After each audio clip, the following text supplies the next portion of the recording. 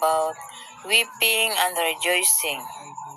So, brothers and sisters, weeping and rejoicing is according to Psalms 30 verse 5, weeping may endure for a night, but joy comes in the morning. Number 1, temporary sorrow versus tasting joy.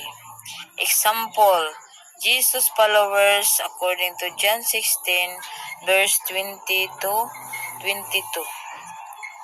So weeping and rejoicing, brothers and sisters.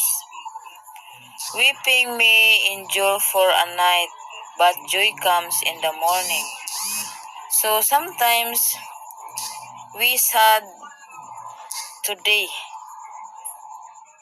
but tomorrow we enjoy and we rejoice our life. Good evening to all. So, questions. What should we do to be saved?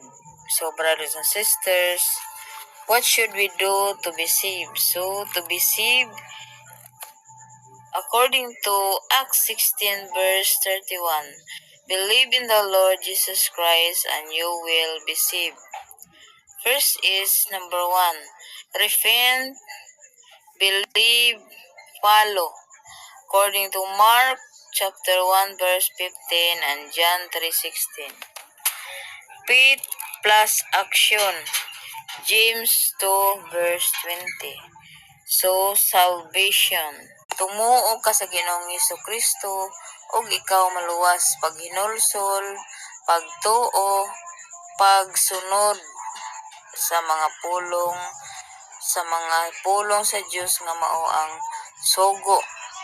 Tulo ra jud imong buhaton, brothers and sisters. Una, paghinulsol, ikaduha, pagtuo, unya, pagsunod. Mga buhat sa pagtuo, Santiago 2 verse 26, kaluwasan.